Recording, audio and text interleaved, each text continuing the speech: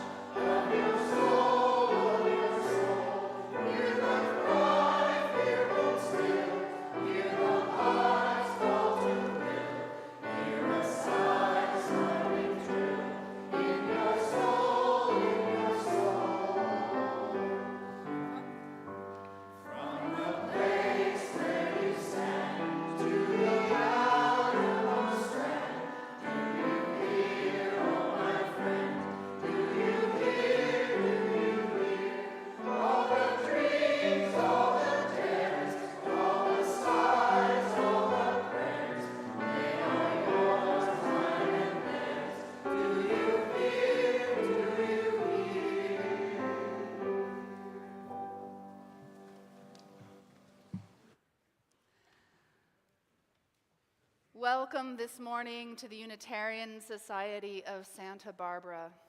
Welcome into this sanctuary of the soul where we take time to listen. Listen for that voice of love, justice, and compassion that rings through us and out into the world, a beacon in a hurting and beautiful world. Welcome to the Unitarian Society of Santa Barbara. I am the Reverend Julia Hamilton. My pronouns are she, her, and I am delighted to be here this morning with you, with our community choir and Gwendolyn Kilfoyle, who will be leading us in song this morning, with Ellen Broidy, our worship associate, and Heather Levin on the piano, with all of you here in our physical sanctuary, and those of you joining us in our online sanctuary. We are one community this morning in many places, and it is good to be together. If you're joining us for the first time or the second time and you want to get to know more about who we are, please don't hesitate to stop by our welcome table out in the courtyard or click that visitor link online so that we can keep in touch with you about everything that's going on here at the congregation and help you get connected to this community. And if you've been attending for a while and you think that this just might be your place, your spiritual home, we would love to welcome you into membership in the congregation at any time. You can stop by the membership table to find out more information. We have a lot going on here as the seasons change here in Santa Barbara. You can feel it, this fall that is happening all around us. And with the fall comes some of our beloved annual events, including our All Souls service next Sunday. On the first Sunday in November is typically when we recognize the ancestors, our beloved ancestors of our family and our hearts. We build our community altar together, so everyone is invited to bring a memento, a photo, something that reminds you of those beloved people you want to remember together next Sunday. So don't forget to bring that with you to church or bring that with you wherever you are joining us from. Also coming up on the first Tuesday of the month, that means November 4th, is our monthly Vespers service. This is an evening service full of candlelight and meditative quiet and simple songs that we sing together. It's an opportunity to restore your spirit, to take a breath. It's a lovely way to recharge. And as the light starts to fade, the candlelit sanctuary starts to glow even more beautifully. So please join us for the Vespers service. Charlotte and I co-lead that service together, and it's been a wonderful opportunity to gather on a Tuesday evening. We also have a little bit more of a raucous opportunity to gather this evening with our open mic night. Ken Beiser, are you out there somewhere? Ken Beiser can answer any questions you might have about the open mic night that's happening this evening. All are welcome to share your talents. Don't keep them hidden. Let us know. Poems, music, all kinds of things that you can do that you want to share. Bring them to the open mic night tonight. I invite you now to take a breath, to settle yourself wherever you are, and to allow yourself to be fully present to our time together as we ring our bell and let the sound connect us.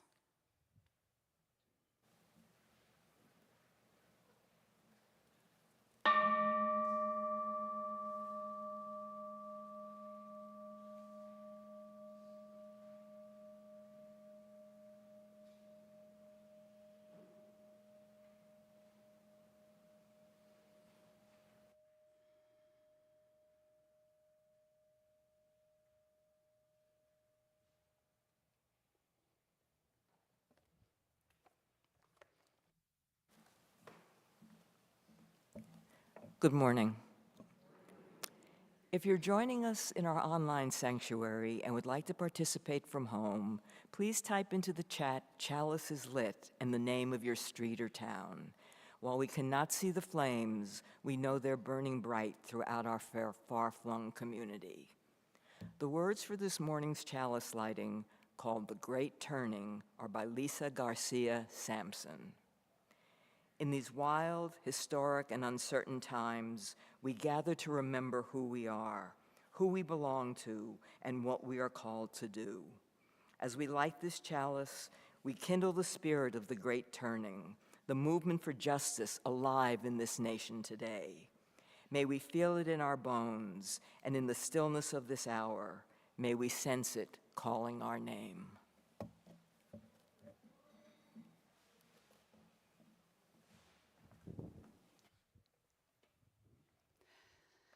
Each Sunday when we gather, we take time to lift up something good in the world, something that renews our hope, that brings us joy, that reminds us of the possibilities that exist even among the hard times. And this Sunday, I asked Ellen if I could do the good thing. Normally our worship associates presented, because just yesterday afternoon, Christina Boardman, who is our youth group advisor, and Brian Walden, who grew up in this congregation as part of the youth group decades ago, they were married right here in this sanctuary amongst a loving family and friends, and that is a very good thing. So, of course, Christina and Brian are not here with us this morning. They are taking a well-deserved Sunday off, but we extend to them all of our love and congratulations, and full of joy for the way love comes to being in the world among us. Congratulations, Christina and Brian. Let us take a moment to get to know one another. That is one of the reasons we're here, to learn about each other and to grow deeper in our relationships. So take a moment to turn to a person next to you, welcome them, greet them, say hello, and then we'll sing.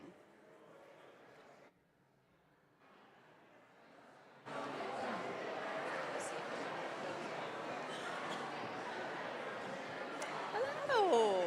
Long time no see.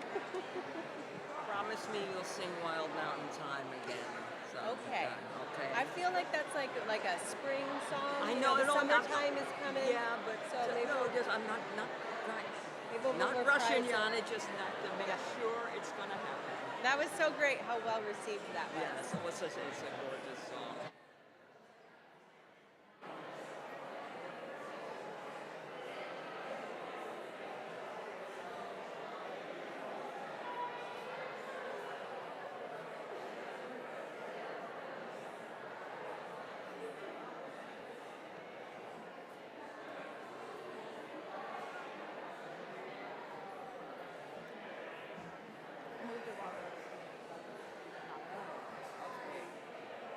I'll never find it.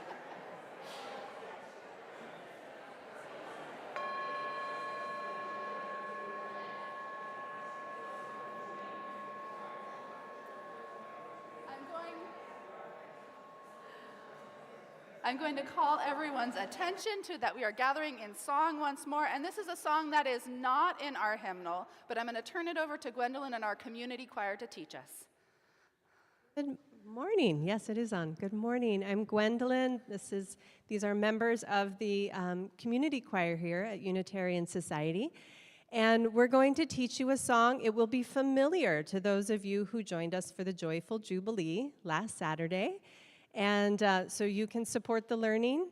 And it'll be new for those of you who were not there, but this will give you a wonderful taste of the event. Okay? So it's a 3-part song. I'm going to teach you the first 2 parts, and the choir will sing the third part for us. Goes like this. Shine your light, all shine mine too. You see me, I see you. Try it. Shine your light, all shine mine too. You see me, I see you. One more time.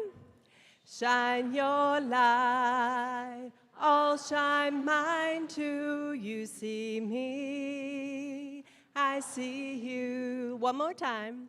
Shine your light, all shine mine too. You see me, I see you. Awesome, sounds great. So then we'll add a harmony to that. Shine your light, all shine mine too. You see me, I see you. Try that.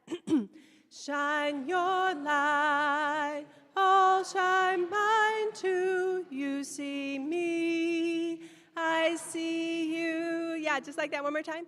Shine your light, all shine mine too. You see me, I see you. One more time. Shine your light, all shine mine too. You see me, I see you. This is going to sound so beautiful when we put it all together. We'll have the melody on this side. That harmony I just taught you we'll have on this side. And I'm going to have the choir sing the third part for you, which they'll add in. But they'll just give an example here. Here we go, guys.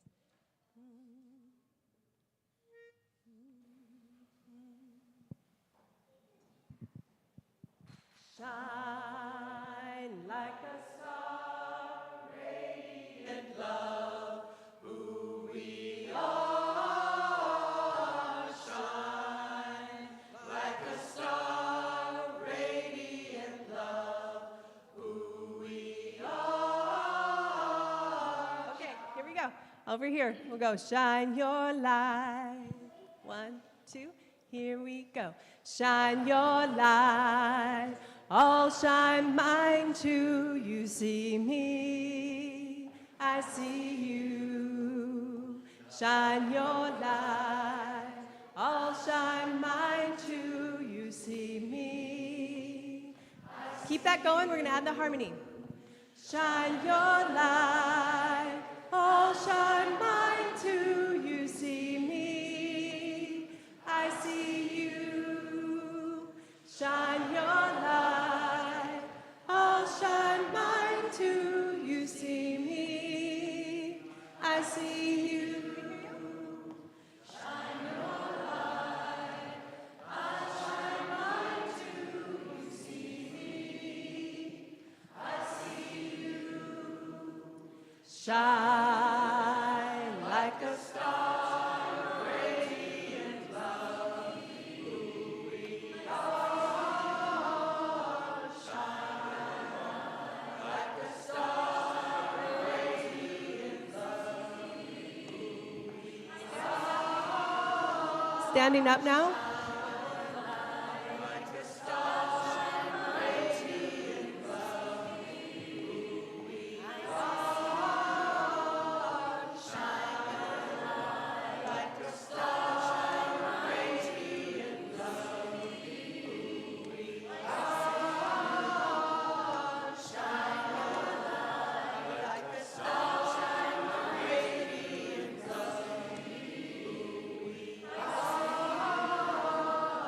Shine your light, all shine mine too. You see me, I see you.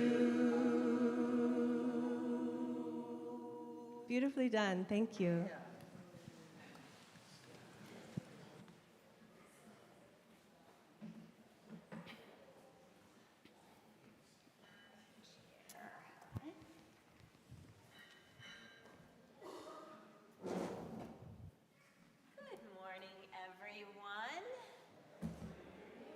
is that time in our service when we like to bring kids of all ages and sizes who like to come forward for a story to come on up. Look at Aldo rushing right up here. Thank you, Aldo. We have important work for you to do today during our story. Welcome, everyone. Come on up. I think there are a couple more back there, but maybe they're going to come up later. All right. Hi. It's so good to see you all.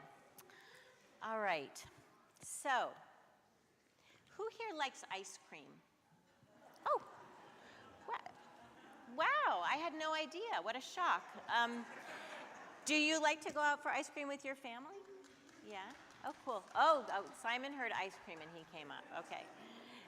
Who has a favorite flavor they want to just share? Just shout it out. What's your favorite flavor? Strawberry, mint chocolate chip. Mint chip, a lot of mint chip. How about all you? Vanilla, someone said. Ooh, cookies and cream. People like ice cream here. Neapolitan, wow, lots of very exotic tastes in this group. Okay, so kids, you all like to look out there, which is fine. I love that they like to look out at all of you. But listen to me too. So, okay, I need you to use your imagination a little bit here because I'm going to tell you a story that's not true. It's the kind of story we might call a thought experiment so that you can think about what you would do if it was true, if it were true, okay? So here we go. Here's the story. Just this week, the mayor of Santa Barbara has declared that eating ice cream is illegal for children under 18 years old. What? The outrage. Listen to the outrage.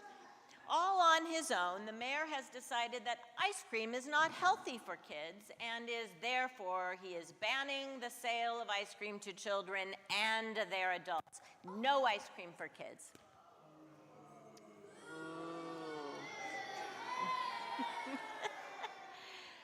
In addition to that, he has declared that it is illegal for children to even hang out with anyone eating ice cream. What? Right? That means if you go to a birthday party, even if it's a birthday party for an adult, and people are eating ice cream at this birthday party, it's illegal for you to be there. You cannot associate with ice cream eaters. There's a lot of feeling about this in the room. So remember, I told you this is not a true story, so I hope nobody's panicking here. But if it were true, you guys are already on the right track here. If it were true, what would you do if the mayor really did say kids aren't allowed to eat ice cream? You have the right to speech, which means you can tell the mayor you don't like this. How would you let the mayor know that you don't agree with this ice cream ban? Does anyone have some ideas? Yeah, Clark. Protest. Clark says protest. Anything else? Yeah, Arlo. Eat ice cream just in defiance. Start your own ice cream shop. You ready to be arrested for starting your own ice cream shop? Because you might have to go to jail, which sometimes protesters do. Oh, throw ice cream. Anybody else? Is there anything else you could do? A petition, somebody said. Show up at city council meetings, maybe. But I like the idea. What? Oh, a different mayor. Yeah, a different mayor. Get a different mayor, yes, yeah. Start getting a different mayor. Exactly. Arlo. Move away to another town, you could do that, but yeah, that's one way. So let's say that you decide to organize a peaceful protest. Hide ice cream under the mayor's pillow so that it melts when he lies down on it. That's like, you guys are very creative. I hope you're all going to come to the next No Kings rally. So anyway, all right, let's say you decided to organize a peaceful protest like the No Kings protest last weekend. People usually bring signs to peaceful protests, right? So Charlie and Julia have some paper and pens, and they're going to quickly write some signs. What would you want those signs to say? You think of anything? Yeah, go ahead, Arlo. No, boo mayor. Boo mayor, okay. If we can't eat ice cream, you If we can't eat ice cream, you shouldn't be able to either. Anybody else? Ice cream for all. Joy.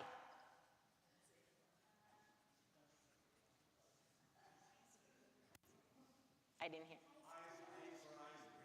That's coming up. Yep, ice cream for ice cream. Yes, yes. Do we have like one or two more? Simon. Ice cream for all. You scream for law? Ice cream for all. Oh, ice cream for all. Yes, that's good. Yes.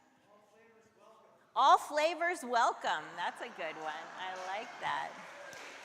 What about, like, in some of your houses, maybe you don't get to eat ice cream unless you've eaten your vegetables. What if you say, no ice cream, no veggies?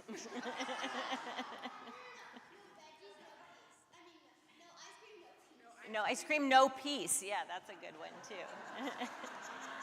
You guys are ready for this. Great. Well, so there are also usually like Joy, did you have one more? Give us ice cream, yeah. All right. Good signs here. So usually, also often at peaceful protests, there are songs or chants. Does anyone have any ice cream songs? No. Okay. Carlo? No. Okay. Well, there's a chant. That's it. That's it. Arlo's got it. Okay, we're going to try this. I think most of you know this. I scream, you scream, we all scream for ice cream. I scream, you scream, we all scream for ice cream. I scream, you scream, we all scream for ice cream. I scream, you scream, we all scream for ice cream. Okay, all right, you've all got that. Joy. You've all got that. That's great. You guys are on this. You are so ready. The mayor has nothing on you if this law comes about. So here's what we're going to do now. Charlie and Julia passed out the signs. We are going to march out to Star King together. All of us are going to Star King today, shouting our chant. And when we get there, we're going to eat some ice cream. All right, ready? I scream, you scream, we all scream for ice cream. I scream, you scream, we all scream for ice cream. I scream, you scream, we all scream for ice cream. I scream, you scream, we all scream for ice cream. I scream, you scream, we all scream for ice cream. I scream, you scream, we all scream for ice cream. I scream, you scream, we all scream for ice cream. Nice. We'll go back to singing as we go next week. Oh. I invite us all now to take a breath, to take in joy where we find it, to take those moments of ice cream where we can get them. Today, as we consider what free speech means to us as a spiritual community, as part of a wider civic body, I'm reminded that free speech also includes the freedom not to speak, the freedom to be safe in sanctuary and simply be, the freedom to know that you are held in love just because of who you are, not necessarily what you do. And so I invite us now into a time of reflection and quiet and meditation, a time to settle yourself in your body and breath wherever you are. Perhaps you hold your hands open on your lap, close your eyes or soften your gaze. Allow that armor that we put on out in the world to fall away for just a moment. And allow ourselves the gift of being, of knowing that you are beloved without saying a word.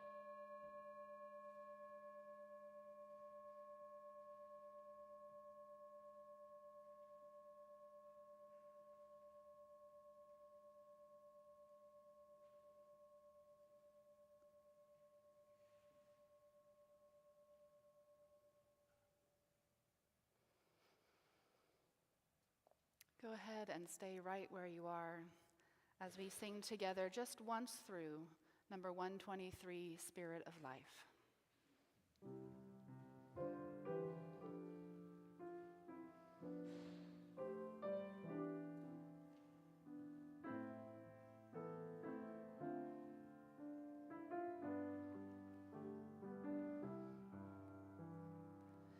Spirit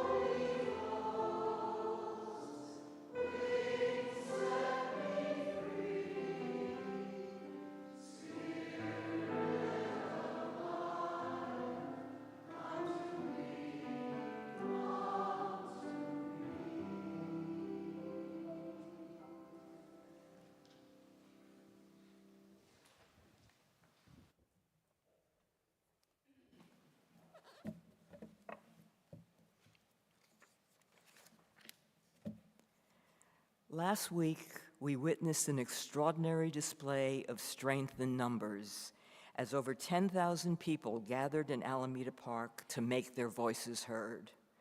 We were surrounded by strangers who quickly coalesced into a joyful community of heroes, standing up peacefully and humorously to demand a return to what's good and right and positive in our world. Justine was so on target last week when she selected No Kings as the good thing. In the aftermath of the rally, and thinking about today's topic, I began to reflect on other perilous moments in our nation's history. These moments, way too fraught for mass demonstrations, saw individuals thrust into the spotlight, left standing on their own to protect their freedom and, by extension, our fragile democracy.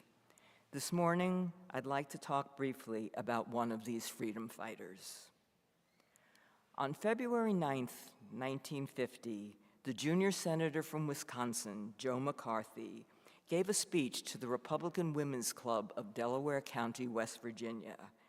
In this speech, he brandished a piece of paper that he claimed contained the names of over 200 communists or communist sympathizers employed by the U.S. State Department. McCarthy's speech is generally considered the opening salvo of the Second Red Scare and cast our country into a deep, dark abyss of paranoia and suspicion. The chronology, however, is somewhat more complicated and nuanced. The first Red Scare of the early part of the 20th century never truly ended. It just took a back seat to the necessity of forging alliances with the Soviet Union during the Second World War. Although there appeared to be a brief and welcome respite from hunting quote-unquote subversives, the investigations and purges actually kicked back into high gear prior to McCarthy brandishing his list of 200. This certainly was the case in New York City. In 1948, in a stunning example of anticipatory compliance, the New York City Board of Education, the city's Corporation Council, and the Office of the Superintendent of Schools joined forces to identify, ferret out, and eliminate from the classroom teachers suspected of present or past membership in or sympathy for the Communist Party of the United States.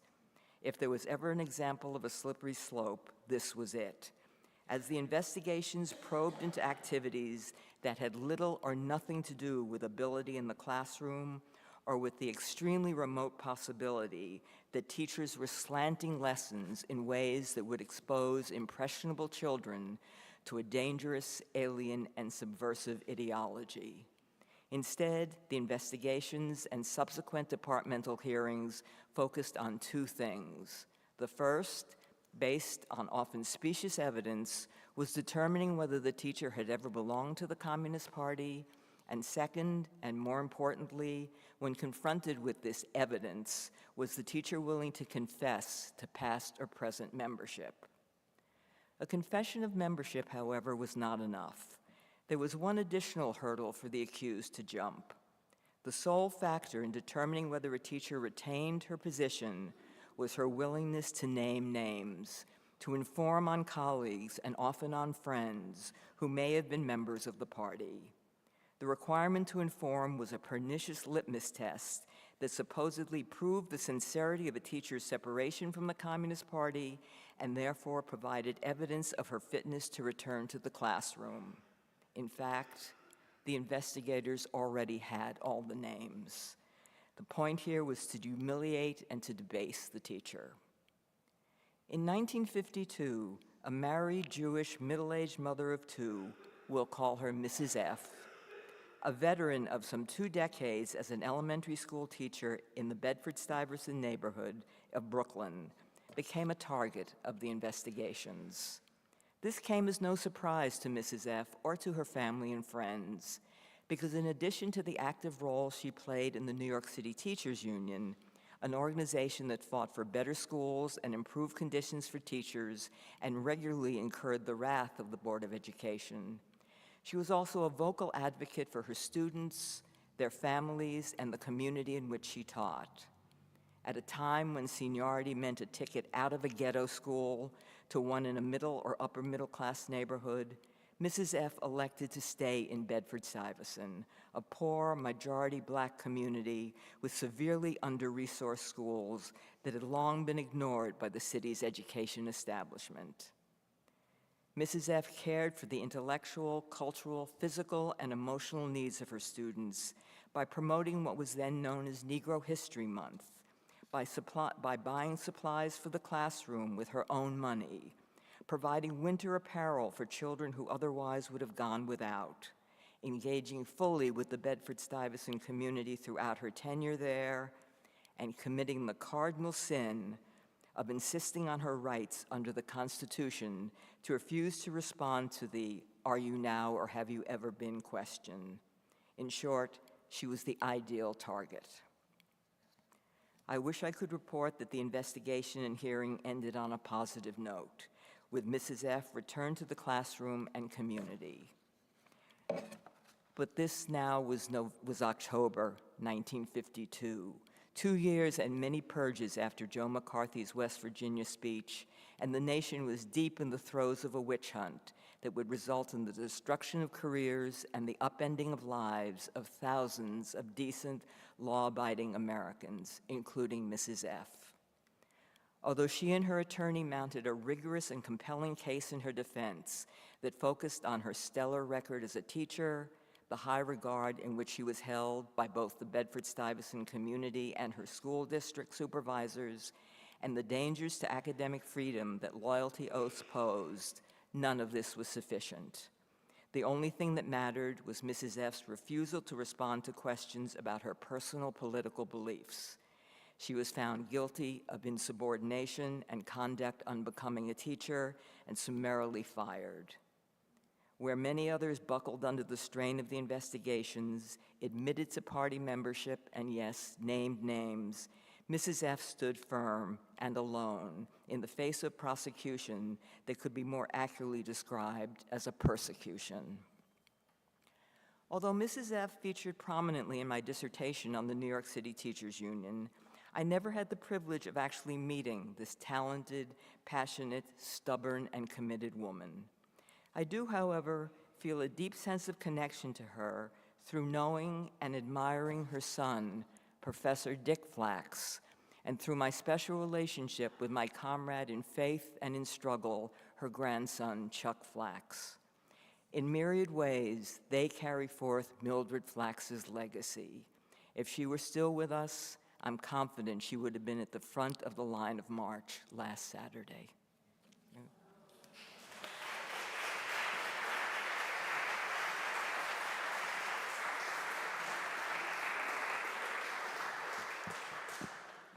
And I'm so delighted that her grandson Chuck could be here with us this morning. And I hope maybe we can remember Mildred on our community altar next Sunday for All Souls. I would like to share a reading this morning by Howard Zinn. To be hopeful in bad times is based on the fact that human history is not only of cruelty, but also of compassion, sacrifice, courage, kindness. If we see only the worst, it destroys our capacity to do something.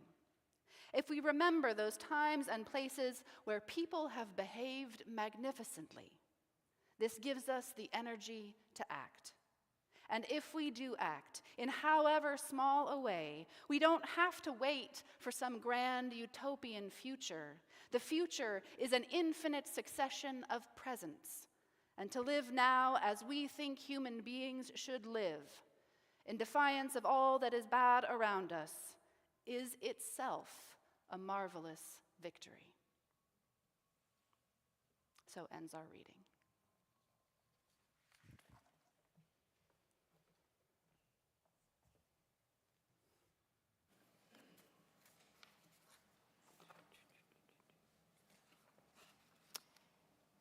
Every week, USSB donates 25% of our Sunday offering to support special projects and community partners that share our deepest values.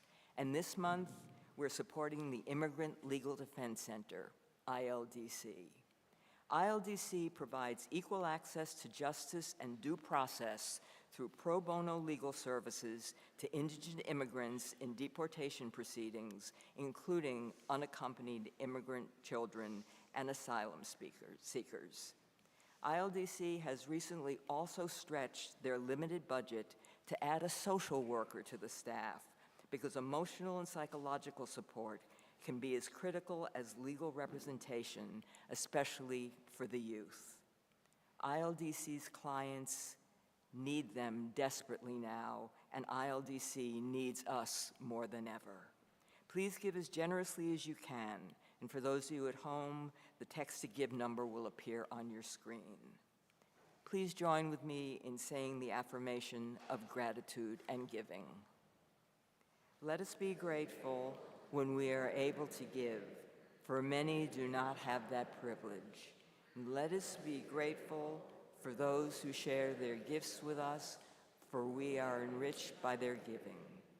And let us be grateful even for our needs, so that we may learn from the generosity of others.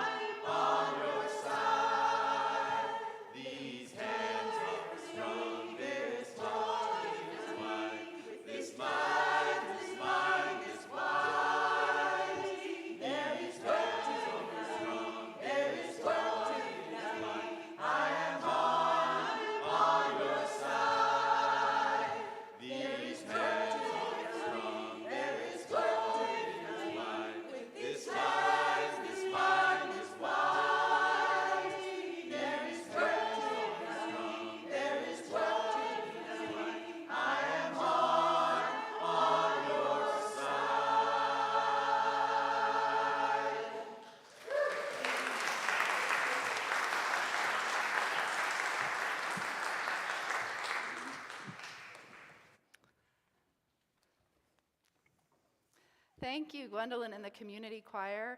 And just a reminder that all of our singing groups, including the community choir, are open to everyone, no experience necessary. We're rounding up the fall session, but keep your eye out for when it comes back around for its next session. All are welcome. So, in 1950, Harold Levering, a California assemblyman from Bel Air, just outside of Los Angeles, proposed an amendment to the state constitution that would require all religious institutions to sign a loyalty oath or lose their tax-exempt status. The demand for a loyalty oath already applied to all public employees of the state, but this was the first time in the history of the United States that a government imposed such an oath on religious groups. It was passed into the California State Constitution by popular vote in 1952. Religious institutions had until March of 1954 to decide whether or not they would comply. Most did. The American Unitarian Association and its lawyers, in a memo distributed to all California Unitarian congregations on March 15, 1954, recommended that Unitarian churches should make the necessary affidavits and thereby retain their rights to tax exemption, but reserve the right to question the constitutionality of the law. That is to say, sign the oath, but think about fighting it in court. Several congregations decided to break from the majority and refused to sign. Among them was the First Unitarian Church of Los Angeles. At a special meeting of the membership on February 21st, 1954, the congregation voted 206 to 31 in favor of not signing the loyalty oath. They then released the following press statement, which made national headlines when it came out in the New York Times the very next day. The new California statute requiring a declaration of political opinion from churches and other institutions in return for tax exemption is a frontal assault on freedom of religion as guaranteed by the First Amendment of the United States Constitution. The use of the taxing power to command declaration of opinion seems to members of the First Unitarian Church of Los Angeles, as to many Quakers, Universalists, and other religious people, to be an improper invasion of the rights of conscience. While Unitarians yield to none in their degree of their loyalty to their country, they also yield to none in their determination to protect religious, philosophical, and political freedom for every American. The pattern of Assembly Bill number 923, if not stopped now, will reach beyond teachers, public officials, and churches. It will reach every single citizen at every point in his life, and American freedom of opinion and conviction will have disappeared. It is against this disaster that we are standing today. This was no empty gesture, not just words on paper. By refusing to sign the oath, their tax-exempt status was indeed revoked, and this meant that the congregation had to suddenly start paying their property taxes of about $7,000 a year, which in today's money would be about $85,000. The Los Angeles congregation, along with several other California congregations of Unitarians, Methodists, and Quakers, fought this all the way to the Supreme Court, and in 1958 won their case. The law was declared unconstitutional, and the taxes paid were refunded back to the congregations. And yes, you can cheer for that. It took them 4 years, but they prevailed. And all of this, of course, took place against the backdrop of the McCarthy hearings that we heard about and the work of the House Un-American Activities, otherwise known as HUAC colloquially, and the Reverend Stephen Fritchman, who was the minister of First Church LA at the time, a congregation he would serve for over 20 years. He was already well known to that committee and was called to testify in front of them on 2 separate occasions. The second time, in 1951, he risked jail time and being held in contempt for being an uncooperative witness because he refused to name those names. He refused to talk about the board of trustees of the church, or who was renting space from them, or to say whether he was or whether he was not, or ever had been, a member of the Communist Party. During the 1940s and 50s, the Congregation in Los Angeles became a haven for blacklisted artists and intellectuals, hosting speakers such as W.E.B. Du Bois, Langston Hughes, Margaret Mead, Linus Pauling, Paul Robeson, and Pete Seeger. The FBI was regularly surveilling them, and the congregation didn't even keep official membership rolls so as not to create lists for the government to subpoena. The story is that Reverend Fritchman personally interviewed every new member of the congregation during that time just to make sure they weren't an FBI informant. I am very grateful that is not part of my job description today. And for those of you who are new, I promise you our new member classes are a little different. One of my most treasured pieces of Unitarian Universalist history that I own, that is sitting in my office, and I'm happy to show it to anybody who wants to, is a little glass piggy bank that says Tax Relief Fund on the side. Hundreds of these were distributed to members and friends of the LA congregation to raise money to help cover the costs. And about 10 years ago, I was visiting my colleague in LA, and he had one in his office, and he knew I had done some research on this history, and I was admiring it, and he said, "Go ahead and take it. There's dozens still down in the basement." And so now it sits there in my office, reminding me of the commitment of our congregations that they have shown over the years to the principles of religious freedom, free speech, and the right of conscience, and their willingness to fight for these principles even at great cost. And so for obvious reasons, I've been reflecting on what our Unitarian Universalist commitment to free speech and the right of conscience means for us today. Why tell these stories from our history?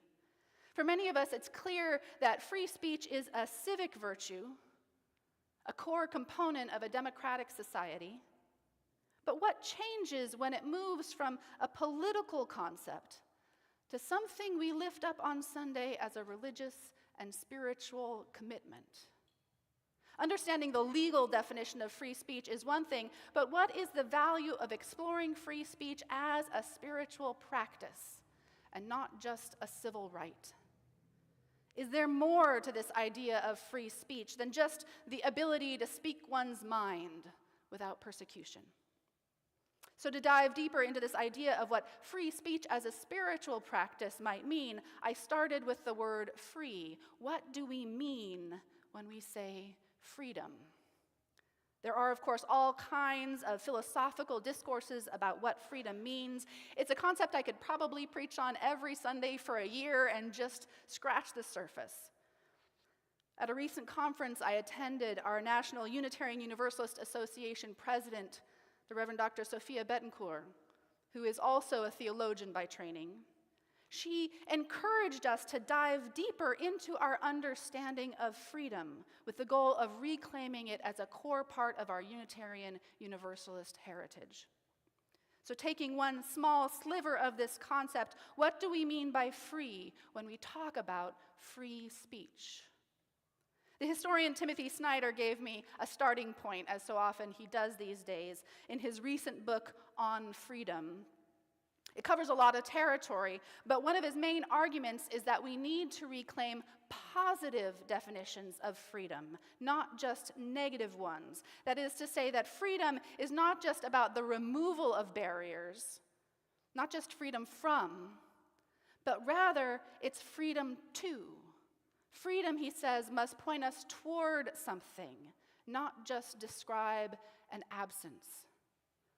He says, if we want to be free, we will have to affirm, not just deny. Sometimes we will have to destroy, but more often we will need to create. Most often, we will need to adapt both the world and ourselves on the basis of what we know and what we value. We need structures, just the right ones, moral as well as political. Virtue is an inseparable part of freedom. We need moral structures, he says, that help us create this positive definition of freedom, because it is freedom itself that allows us to imagine and create the possibility of a better world. That sounds a lot like the charge Reverend Dr. Betancourt gave to us for our congregations to be places where we practice and, if need be, defend this kind of freedom, the freedom to act as moral agents in the world. And if freedom is the freedom of a person to create, to move and adapt and seek the truth in service of the good, then free speech is the spiritual practice that makes that possible. It is the way we practice that search, the way we go about articulating and refining and communicating that creative search for truth among us. As another colleague once put it, we come here on Sunday to learn how to speak the truth with love. Snyder also throws in a useful definition of truth here, that truth is not just a standalone, isolated fact, but truth is something that connects us. If something is true, it has to be true for more than just me. It must point to some aspect of a shared reality. If it's just one person's thought, he said, that's an opinion, not a truth. In this way, if we understand that truth is something that connects us, that extends beyond just the individual, then free speech as a spiritual practice is not just about the speaker. It's also about the listener, because one does not exist without the other. Free speech requires a community of practice in which to exist. Given this, I would perhaps amend my colleague's statement and say that we come here on Sundays and every other time that we gather to learn both to speak and to listen to the truth with love. In this conception of freedom, this relational and creative conception that requires listeners as well as speakers, freedom of speech becomes less about the individual right to proclaim your ideas without restraint, and more about the creative process of speaking our minds together.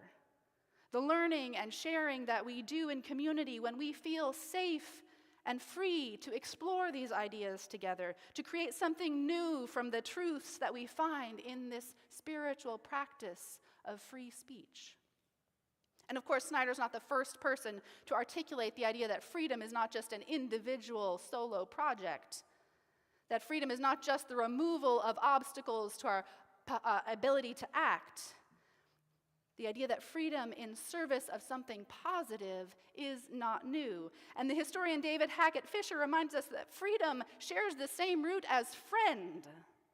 He says, an Indo-European word that meant dear or beloved, it means a connection to other free people by bonds of kinship or affection. Freedom referred to rights of belonging. What a radically different notion of freedom, that it is the rights that come from the way we belong to each other, from being bonded in affection with one another. We are only free together. We are only free in relationship. Snyder says, like freedom in general, freedom of speech is not negative but positive, not about the barriers but the person, not an absence but a presence. We protect free speakers because truth threatens the tyrants. Which brings to that other thing. We protect free speakers, he says, not free speech, because of course, speech cannot exist without a speaker. Even the phrase, protect free speech, can send us down the wrong track, as if the speech itself is what was oppressed and needs to be liberated. Speech only exists in the body of a person, just like meditation can't happen without a person to meditate, and prayer can't happen without a person to pray. Speech as a spiritual practice does not ever exist in a disembodied form. Speech is not oppressed. People who speak are. Speech cannot be liberated. People must be liberated so that they can speak. Freedom of speech means nothing without free speakers, he says. So defending free speech then is not about defending ideas, but it is about defending the people themselves. It means creating a space where people can be free, safe, and connected with one another. Sanctuaries, if you will. Sanctuaries that make it possible to creatively reimagine the world together in the hopes of creating a positive future rooted in freedom for everyone.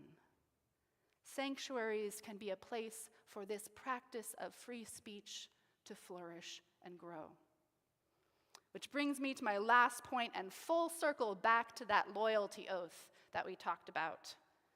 Positive freedom, because it is relational and creative and constructive and grounded in our human bodies, right? Which only exist in community with one another. Freedom requires solidarity, not loyalty. In Unitarian Universalist terms, we might put this in the language of recognizing the inherent worth and dignity of all people. And because we recognize that, we are in solidarity with others, right? Other people are just as worthy as we are ourselves. Our shared humanity is what brings us together, not allegiance to a creed or dogma. The spiritual practice of free speech is about people being in solidarity with one another, how we listen to each other's stories and take the risks of sharing our own, learning to become free speakers together. But loyalty is something different. Loyalty is about allegiance, about obedience, sometimes just following through on the commitments we make. And that's not always a bad thing. But when it comes to freedom, freedom relies not on loyalty to an idea, but on solidarity to people, with people. The fundamental idea that we get free together.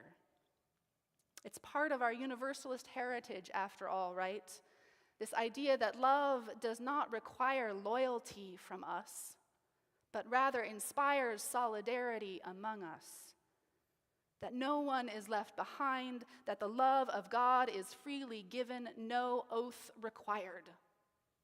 This is why we have no creed or statement of faith, but rather this set of shared values, right? This comes out of our universalist heritage, that love requires no oath to be made real among us. So if I was asked to sign a loyalty oath today, to promise my allegiance to the idea of a nation or government, to limit my speech in accordance with the will of those in power, I hope that I would, as members of First Church Los Angeles did, yield to none in our determination to protect religious, philosophical, and political freedom. Because the freedom to speak and listen to the truth in love, to create sanctuaries where safety and solidarity enable our imaginations to flourish, and to celebrate the bonds of kinship among us. This is what the spiritual practice of a free faith requires of us. May it be so. Blessed be, and amen.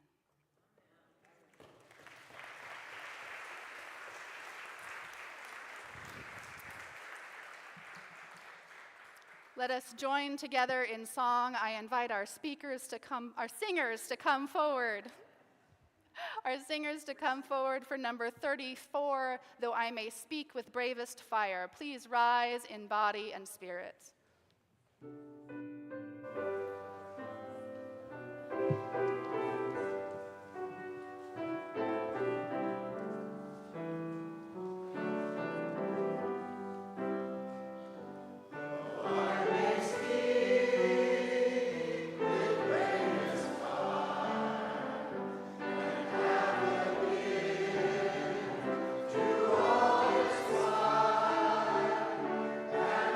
Love